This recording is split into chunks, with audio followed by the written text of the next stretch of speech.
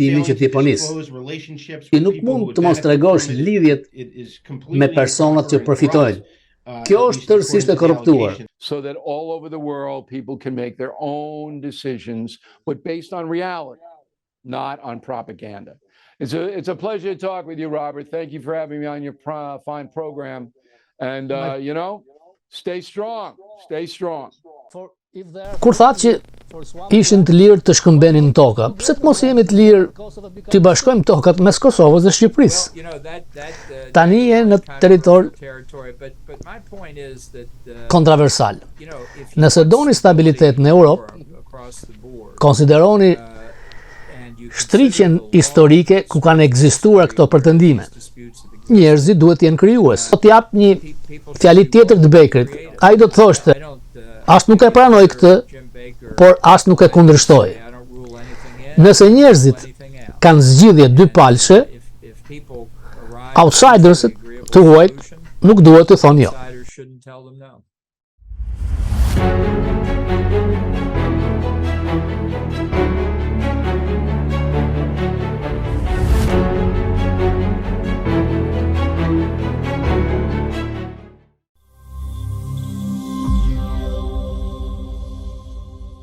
Kam qenë në një briefing për me Zoomit me ndihmës asistent sekretarin për numri 1 për Evropën, Jim O'Brien. Ishim disa gazetarë nga media huaj. Dhe ajo që më bëri përshtypje, koha që ju kushtua Ballkanit Perëndimor. We'll discuss the Western Balkans, and the third session will discuss Ukraine. Decisions to be taken at this time, but it will be an opportunity. Ishte episodi fatkeq në shtator kur forcat paraushtarake serbe u ndërpren nga policia e Kosovës teksa po përpiqeshin të poziciononin pajisje shumë të rrezikshme. Mendoj se kemi parë një depërshkallëzim që nga ajo kohë dhe synimi ynë është që kjo të vazhdoj. Të kemi një prani shumë aktive të KFOR-it, që është e rëndësishme që kjo të ndodhë. Ajo që do të donim të shikonim është që të dyja palët të përqendrohen në kërkesat e tyre, të cilat i kanë pranuar si urdhërrëfyesin e tyre drejt një normalizimi dhe njohje reciproke, teksa ecin përpara gjatë muajve të ardhshëm. Kjo duhet jetë fusha në të cilin ata fokusohen, jo lloji i aktivitetit të dhunshëm që pam kur grupet serbe tentuan shtator. Por ajo që unë arrita të kuptoja është që në qëndrimin midis Kosovës dhe konfliktit me Serbinë, Departamenti Amerikan i Shtetit duket sikur është i barazlarguar, por kërcënon të dyja palët. Dhe NATO mund të ndryjë, janë parashikime të frikshme. Në fakt, Jim O'Brien është personi ideator bashkë me Victoria Nuland për Open Balkans. Këtë radhë nuk mu dha e drejta për pyetje, kam dërguar me shkrim pres përgjigjen, sepse pyetën vetëm 4 ose 5 gazetar, ishte thjesht 30 minuta. Irani, përfituesi kryesor i Hamasit, sigurisht që duhet jetë i gatshëm të pranojë një numër të madh njerëzish, për të cilët prej kohësh ka treguar një interes të tillë. Shumica e banorëve të tjerë të Gazës duhet zhvendosen në vendet e rajonit që mpari kanë armatosur. Megjithse anëtarët e Kongresit në Amerikë kanë prezantuar legjislacionin që ndalon rivendosjen e Gazës, Amerika mund të jap statusin e refugjatit banorëve të Gazës, por ata me një histori të provuar të kundërshtimit të Hamasit, për cilin mediat tona raportojnë se është një numër i madh.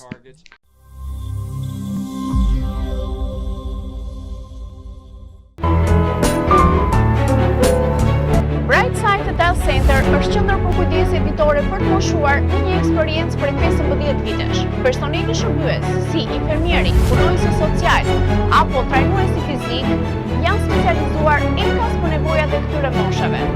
Gjithashtu, zhvillojnë terapi fizike apo psikologjike për persona të cilët kanë nevojë. Gjithçka është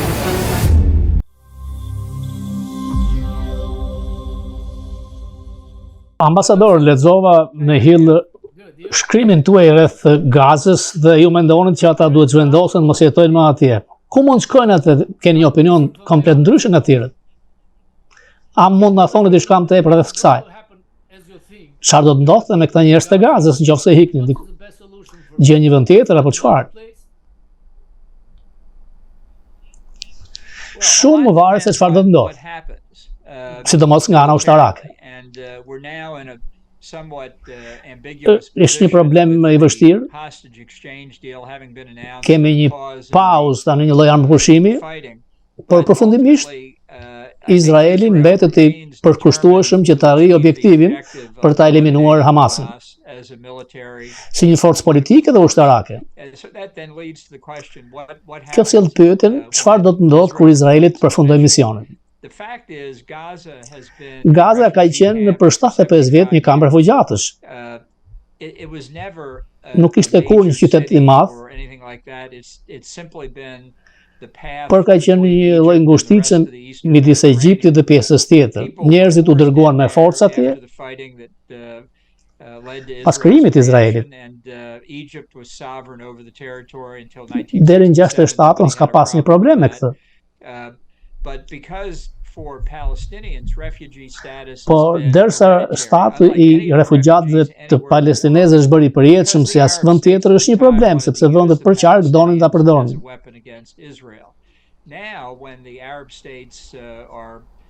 Ndërkohë që shtetet arabe tani po lëvizin drejt njohjes tyre, ata nuk i duan palestinezët. Gaza nuk është një zonë ekonomike. Nuk ka aktivitet real ekonomik, vetëm disa ferma, sepse njerëzit nuk kanë menduar kurrë që do të ishte një vend i përhershëm. Zgjidhja më e mirë për palestinezët atje të shkojnë diku qetë, ku të jenë pjesë e një ekonomie vibrante, të marrin një jetë me dinjitet, të japin mundësi fëmijëve për arsim, nuk mund ta bëjnë në një kamp refugjatësh. Duhet pranoj ekzistencën e Izraelit si fakt të përhershëm. Por njerëzit këtë duhet ta marrin seriozisht. Nuk thosht se mund të futesh OKB-n si përgjegjës, sepse kjo krijon probleme. Izraeli është larg eliminimit të kërcënimit terrorist të Hamasit, por çfarë do të ndodhë me banorët e rripit Gazës më pas? Një zgjidhje e qëndrueshme e fatgjatë që merr pak vëmendje është rivendosja e një numri të konsiderueshëm të banorëve të Gazës. Refuzimi i kësaj ideje në mënyrë refleksive rrezikon ta dënojë lindjen e mesme ndaj terrorizmit dhe destabilitetit vazhdueshëm. Për dekada mbas krijimit të Izraelit, shtetet arabe, veçanërisht regjimet radikale si Egjipti i Nasserit, këmbgulën se palestinezët ishin zhvendosur me forcë.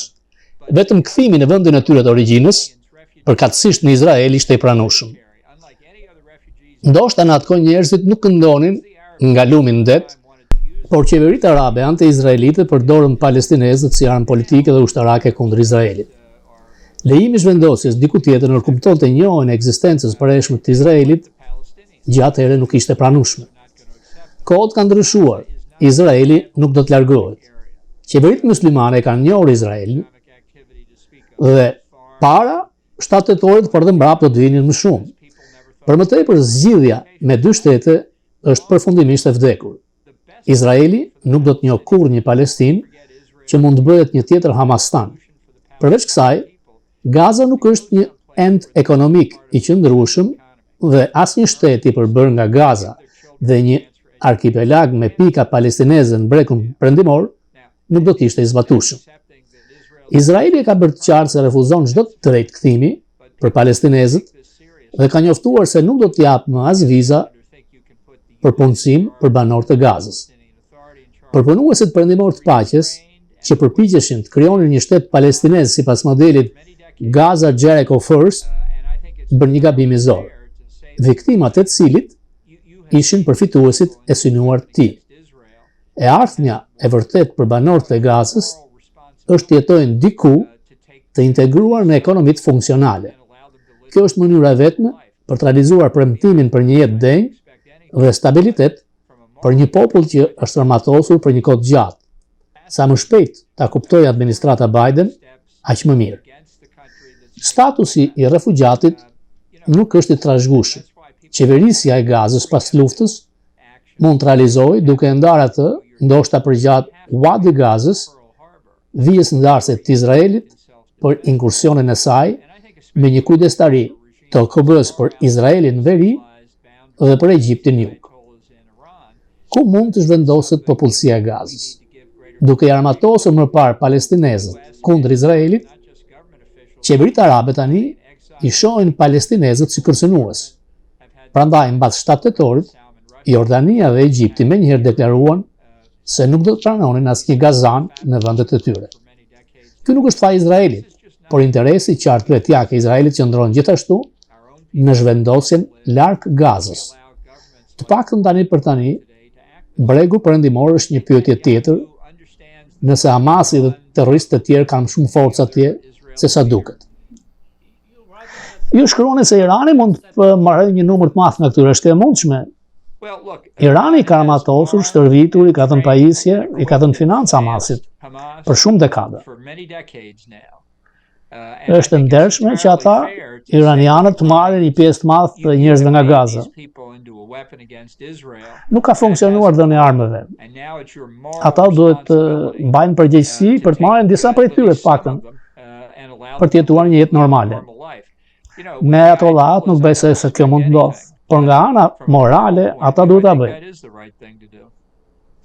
Jo pas në emisionin 60 minuta folet për një kërcënim nga iranianët, të cilët kanë kërkuar t'u vrasin, dikush ka qenë i paguar $300,000 t'i ofendove nga kjo shifrë e vogël. A është kjo një deklaratë lufte kur një shtet si Irani kërkon të vrasë një nënshtetes amerikan? Pse është kaq e dobët administrata e Bidenit? Unë mendoj se është një veprim lufte, deklaratë lufte. Është një parim ndërkombëtar. Çfarë do të bëni? Çfarë do të prisni ju kur një mbështetës i juaj do të vritet nga një vend që bën kërcënime si Irani?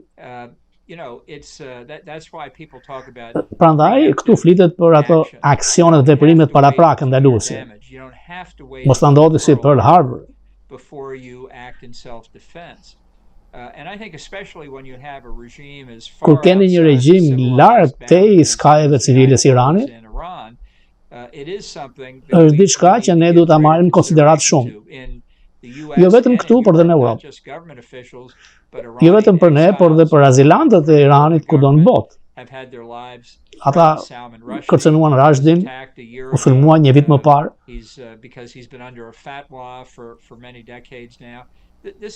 Nuk është një rrugë që ne duhet ta pranojmë kështu. Nuk duhet të lejojmë qeveritë si Iranit veprojnë këtë mënyrë. Ti e takuar disa herë me Netanyahu, mendon se është njeriu i drejtë për Izraelin në këtë çast? Dhe pse europianët si Macroni i Francës po shtyjnë më shumë për armëpushim? Nuk kanë një faqe me Amerikën. Netanyahu e kupton kërcënimin e Iranit më mirë se çdo lider izraelit. Është e rëndësishme që du ta kuptoj që nuk është thjesht Hamasi dhe Izraelit. Është një sulm terrorist ndaj gjithë perëndimit. Është një strategji e Iranit. Ne shikojmë sulmet e Hezbollahut nga veriu, nga Libani, shikojmë Hutis në Yemen, duke hedhur raketa që atje ndet në zi. Shikojmë grupet e milicit shiite në Irak që bëjnë të njëjtin gjë, këta financohen nga Irani, sulmojnë objektivat amerikane. Është pjesë e të njëjtës strategji, Netanyahu e kupton këtë. Ka vështirësi politike, vendi është i ndarë përpara 7 tetorit, jemi realist.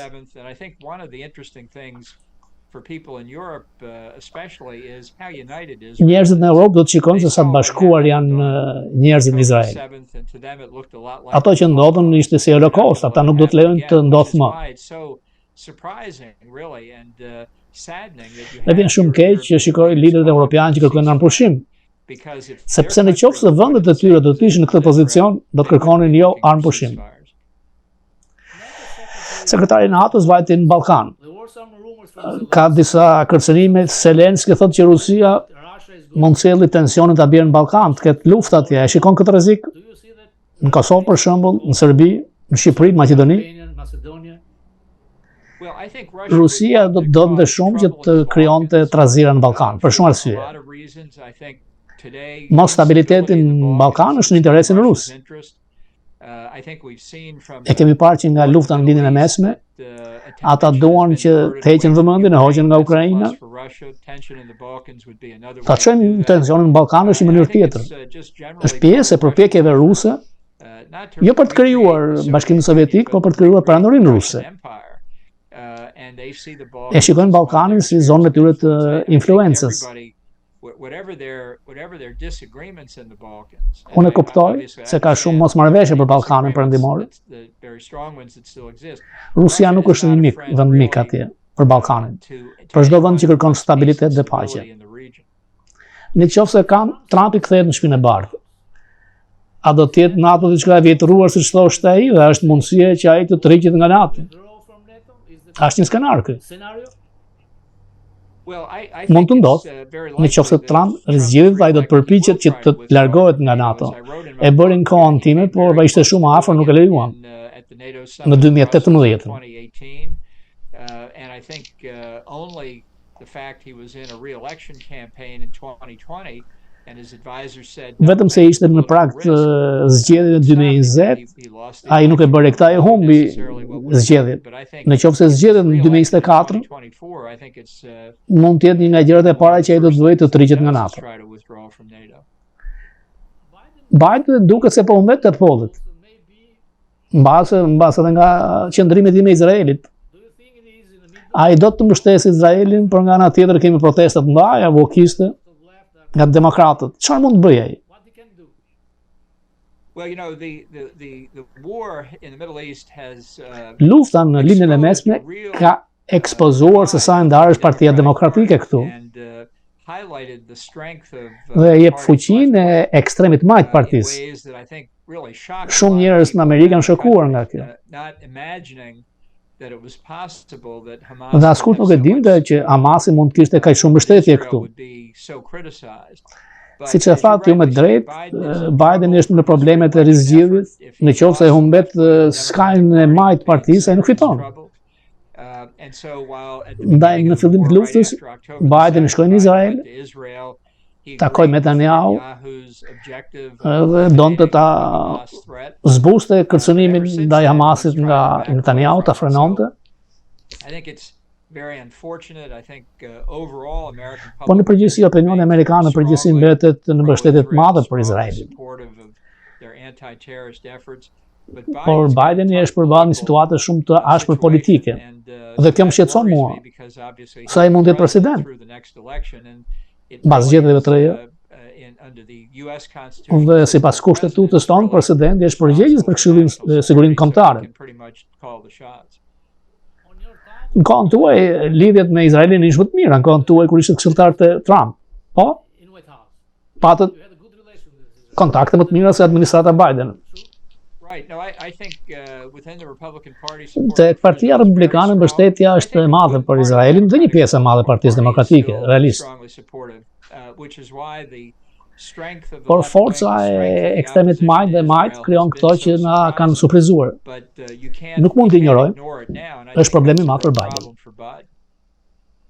Çfarë ndodh me Partinë Republikane? Duket se Trumpi po fiton. Nuk di, mbase kush mund të jetë kandidat tjetër përveç DeSantis or Nikki Haley, ajo po rritet. Edhe 2 muaj, derisa të filloj kakosi i Iovës.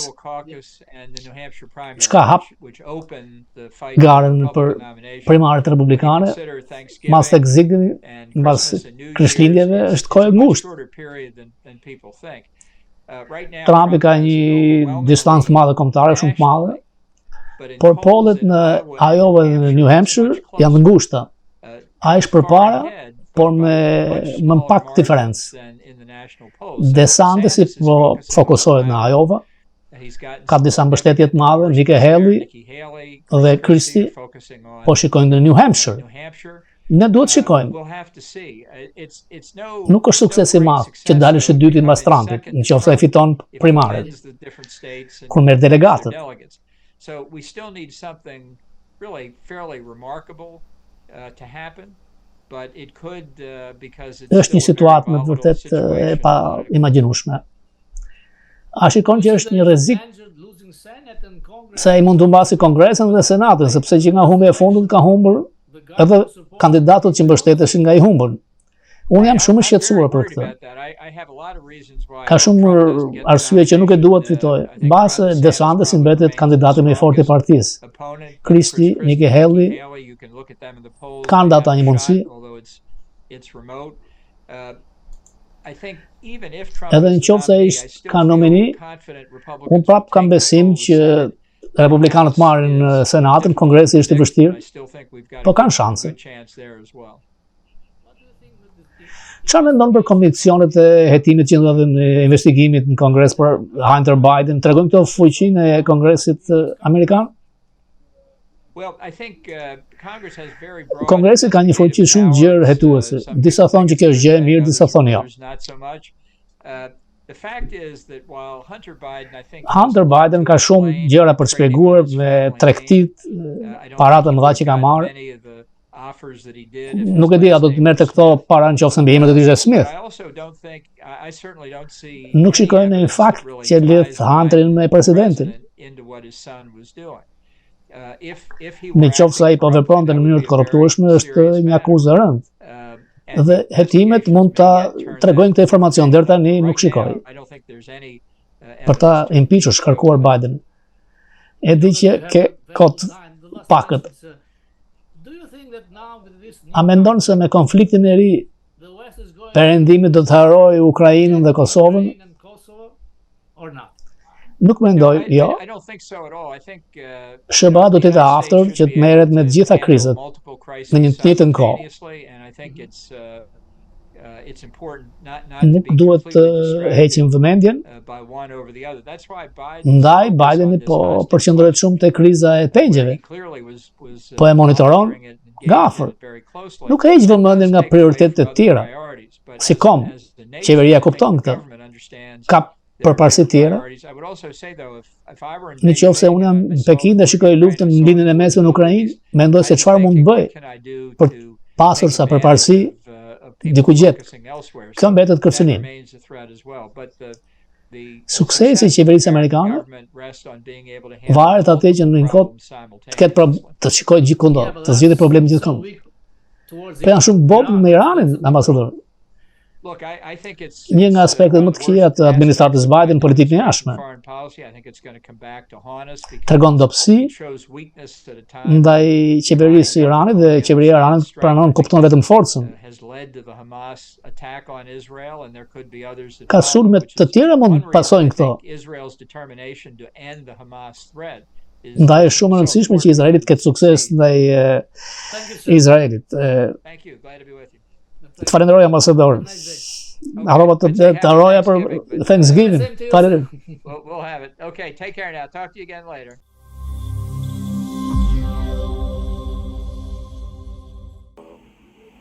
Problems to solve. We still have big elephants in the room. I sponsorizuar fuqimisht nga George Soros dhe djalë vajza e tij Alexander, kishte kryeministrin shqiptar i cili fliste nga selia e dikurshme ku shpallu pavarësia në Vlorë, i veshur si lypsar me një bluzë tutash dhe një delirant, duke kërkuar që të krahasonte mjekrën e tij të bardhë fytyrën me babain e kombit Ismail Qemalin. Nga media duket një fytyrë ngrysur, e lodhur, shenjë të mëdha kolesteroli dhe delirant. Ajo që më bëri përshtypje ishte që Frank Kempe, drejtori i Atlantic Council, të cilët kanë punësuar dhe një nga Benjaminet e Fokus, e prazëdojnë Ramën dhe si mësues vizatimi dhe pse i tha profesor vizatimi. A vazhdon Rama të blej heshtjen amerikanëve? Me konfliktin në Izrael dhe me konfliktin në Ukrainë, Rama vazhdon që të blej heshtjen. Ajo që amerikanët po reagojnë për mungesën e hetimeve parlamentare është një sinjal, një këmban në larmi për Ramën. Natyrisht ata nuk mbështesin non gratën, Berishën, por unë kam thënë disa herë, ma ka thënë dhe ambasadori Bolton, në qoftë se fiton, Amerika është e detyruar të njohë zgjedhjet. Pra, forca e Berishës është kjo, a fiton do të zgjedhjet dhe nëse fiton, po u shka top kur thonë shqiptarët, sepse midis përballjes Rama, Berisha, pa diskutim që Berisha zgjidhja më e mira. Ka probleme plot sa duash, a ka probleme me drejtësisë, ai ka personale dhe do të vazhdoj rrugën të t'i zgjidh. Tregon forcë, po. Ka drejt të rikthehej edhe një herë te 2005, pa diskutim që po. Amerikanët në atë kohë kanë shkuar shumë larg, jo vetëm eliminimin politik të tij, dhe ai u kthye, ndaj ka drejt që të konkurrojë përsëri. Për sa i përket moshës së madhe, amerikanët nuk mund të japin mendim për këtë, sepse si kandidat republikan, por dhe presidentin e tyre janë 80 vjeçar, 77 me 80 dhe 81 vjeçar. Natyrisht që politika do pjekuri nuk bëhet me fëmijë dhe ky vend po kalon probleme të mëdha. Siç do të thoshte miku im Bill O'Reilly, kombi me atlete të shëmtuara, duke marrë shkas nga pamjet në disa emisione apo në pushimet e ndeshjeve të futbollit amerikan, ku këngëtar dhe njerëz të famshëm dalin me kostume $10,000-20,000 dhe me atlete që nuk shkon. Ky komb ka një varësi nga kibernetika, nga TikToku, nga Facebooku, dhe vetëm Amerika. Njerëzit nuk përqendrohen dot më shumë se 20 minuta, nuk lexojnë. Dhe janë gjithmonë në amok, në alarm, po shkatrohet media shkuar, po shkatrohen media televizive, kontrollohen nga korporatat, dhe ky problem është gjithandej. Dhe nga kjo, pa diskutim, përfiton Rama. Askush nuk mendon se ai mund të kthehej dhe të bëjë kryeministër, por ndodhi. Ndodhi sepse u abuzua, sidomos pjesa e LSI-s tek PD-ja, dhe shqiptarët kanë treguar që kthehen 180 gradë në 96, në 97, në 2005, o sot, o kur. A duhet të ndikoj vota e diasporës? Nuk diskutohet.